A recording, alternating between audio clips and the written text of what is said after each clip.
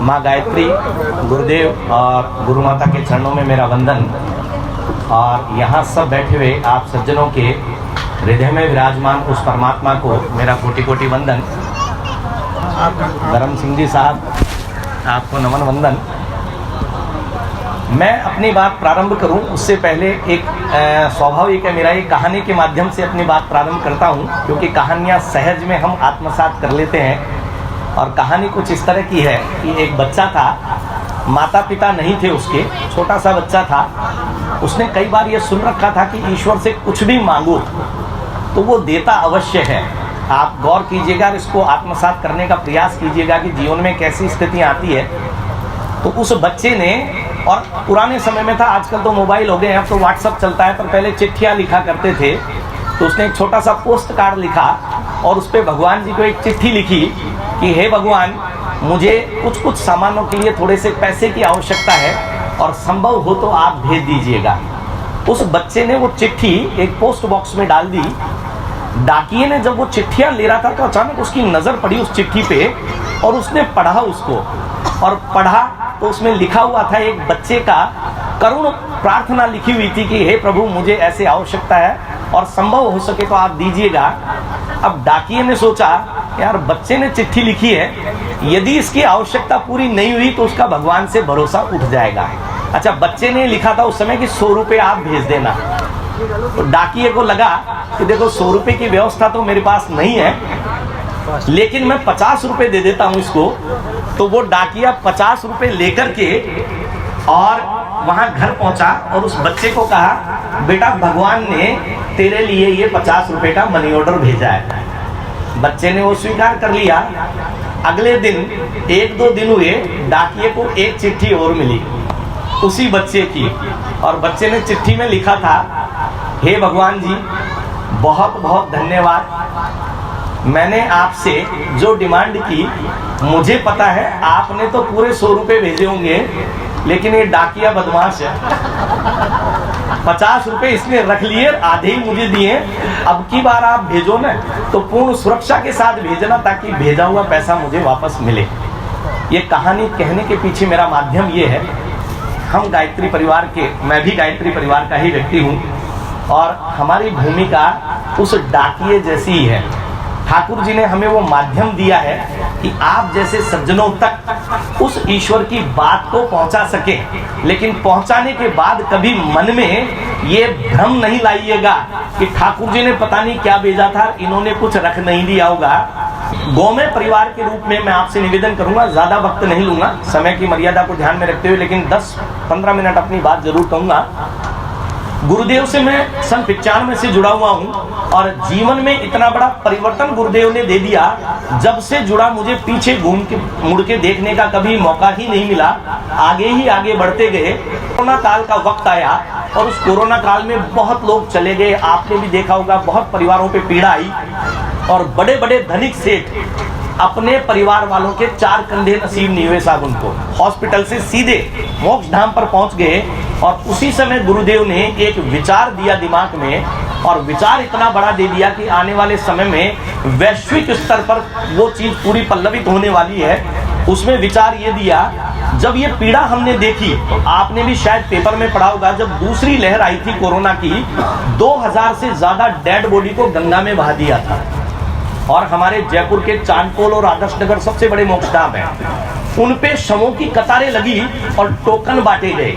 Token इसलिए बांटे गए क्योंकि लकड़ियां प्रचुर मात्रा में नहीं थी, और उनको कहा गया जब आपका नंबर आएगा ना, तब आपके परिजन का अंतिम संस्कार होगा।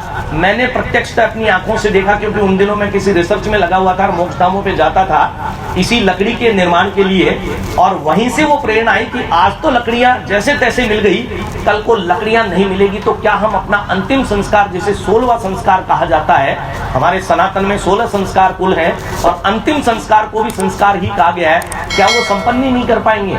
और वहीं से गुरुदेव की उस दिए हुए विचार से एक ऐसी लकड़ी बनाने का मुझे सौभाग्य प्राप्त हुआ जो विश्व में पहली बार बनाई गई है।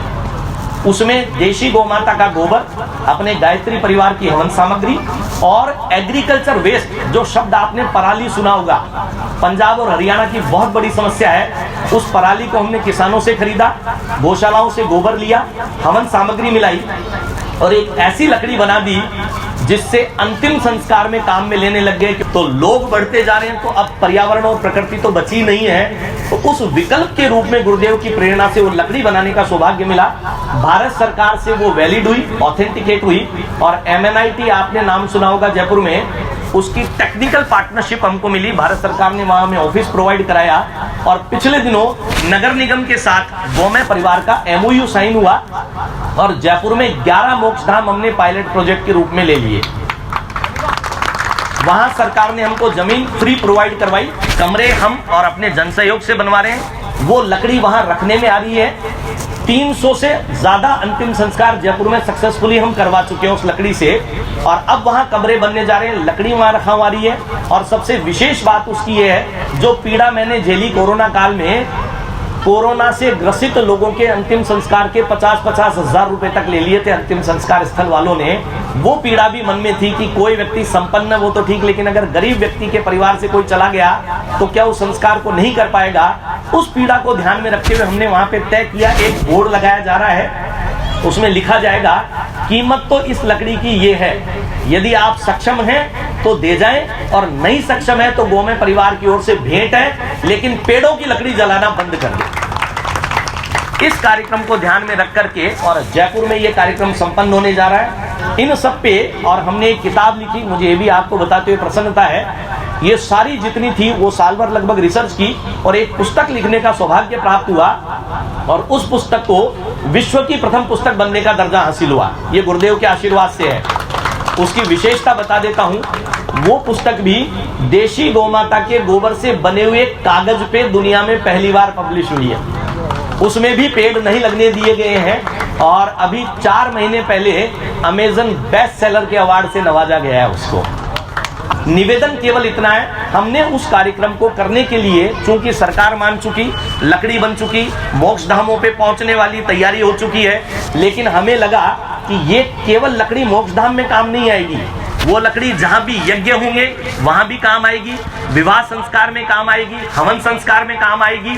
और सबसे बड़ा अनूठा काम 2 साल में जयपुर में हुआ, होली पे भी लकड़ी जलती है, पेड़ जलता है बीच में। हमने लास्ट ईयर एक छोटा सा इनिशिएटिव लिया था जयपुर में, नगर निगम और व्यापार मंडलों के साथ मिलकर के गोकाष्ठ से होलिका दहन, गाय के गोबर से भी लकड़ी बनती है और 7 दिन का इनिशिएटिव था। 750 से ज्यादा जगह जयपुर में होलिका दहन हुआ गोकाष्ठ से। ये लास्ट ईयर की बात थी, हमारा उत्साहवर्धन हुआ और इस बार हमने 15-20 दिन पहले इनिशिएटिव चलाया, 2000 से ज्यादा जगह गोकाष्ठ से होलिका दहन हुआ जयपुर में। और अब हमें ये कॉन्फिडेंस हो गया है 1 या 2 साल के अंदर अंदर पूरे जयपुर में, क्योंकि इतनी गोकाष्ठ बची नहीं थी, कि हमने 2 संकल्पों के साथ एक अभियान शुरू कर दिया साहब जयपुर में। वो 2 संकल्प क्या लिवाते हैं? पहला संकल्प ये, आप भी आज यहाँ से संकल्प लेके जाएं, अपने घर में नित्य प्रति किसी भी एक गोगव्य का अनुपालन आप करें। वो धूप बत्ती, छोटे से छोटा धूप बत्ती भी हो सकती है, वो फिनाइल भी हो सकता है, क्योंकि गौमाता के गोबर और गोमूत्र से 250 तरह के प्रोडक्ट बनने लग गए सर। और 2 संकल्पों में से पहला संकल्प हम लिवाते हैं कि किसी भी एक गोगव्य का अनुपालन आप जीवन में जरूर करें। वो धूप बत्ती हो सकती है, फिनाइल हो सकता है, साबुन हो सकता है, हैंड वॉश हो सकता है, कुछ भी हो सकता है। अब आप ये कहेंगे मिलेगा कहाँ? तो आने वाले दिनों में आपको गौमय परिवार से जुड़ना है। गौमय और गायत्री अलग अलग नहीं है, क्योंकि 4G की परंपरा हमारी सदियों से है। और उस 4G में गो, गंगा, गीता और गायत्री, और अब टेक्नोलॉजी आ रही है 5G की। अब एक ग्रेड अपग्रेड हो रही है ना, तो 5G में एक G जुड़ गया गौमय। और गौमय के दोनों अर्थ, कि या तो गौमय का मतलब संस्कृत में गोबर को गौमय कहते हैं, और गौमय वस्ते लक्ष्मी, गाय के गोबर में लक्ष्मी है। उस लक्ष्मी को निकालने के लिए इस लकड़ी का उत्पादन किया है। मोक्ष धामों पे हम निशुल्क दे रहे हैं, वहां से कोई व्यापार नहीं है, लेकिन गुरुदेव के आशीर्वाद से इस लकड़ी को भारत सरकार ने जो मान्यता दी, अब वो इंडस्ट्रीज में जाएगी और लकड़ी का विकल्प बनने जा रही है। तो इतना बड़ा हेतु सिद्ध होने जा रहा है। और आपसे छोटा सा निवेदन करूं, दूसरा संकल्प आपको लेना है, जहां भी अब लकड़ी जलती दिखे आप स्वयं भी उसको परिवर्तन करें और लोगों को भी परिवर्तन कराएं कि गोकाष्ठ या गौमय समिधा का उपयोग करें, ताकि पेड़ों की लकड़ी को जब हम बचाने लग जाएंगे तो आप यकीन मानिए अपने लिए नहीं, अपने बच्चों के भविष्य की ऑक्सीजन छोड़ जाएंगे। क्योंकि अभी कोरोना काल में सबसे ज्यादा त्रस्त हम किस चीज से हुए साहब? सबसे ज्यादा पीड़ा किस चीज की रही थी? क्या नहीं मिला? ऑक्सीजन। 1 मिनट भी अगर नहीं मिला तो बड़े बड़े करोड़पति और दुनिया छोड़ के चले गए, लाखों रुपए जेब में लेके घूमे थे, सिलेंडर नहीं मिल पाए थे, लेकिन उस ऑक्सीजन को हम अपने हाथों से तो काट रहे हैं। 2 करोड़ पेड़ों को हम उस कार्यक्रम के लिए काट रहे हैं। तो अब ये बहुत बड़ा विकल्प आने जा रहा है कि जिस दिन 2-2 करोड़ पेड़ प्रतिवर्ष भी हम बचाने लग गए, आप यकीन मानिए 10 साल के अंदर 20 करोड़ पेड़ यदि लगे रह गए तो पूरे विश्व में भारत जो होगा वो विश्व गुरु की उपाधि हासिल वापस कर लेगा, क्योंकि पर्यावरण की चिंता भी पूरी दुनिया की चिंता है। ग्लोबल वार्मिंग नाम सुना होगा आपने, और वो ग्लोबल वार्मिंग ठीक कैसे होगी? वातावरण शुद्ध होने से।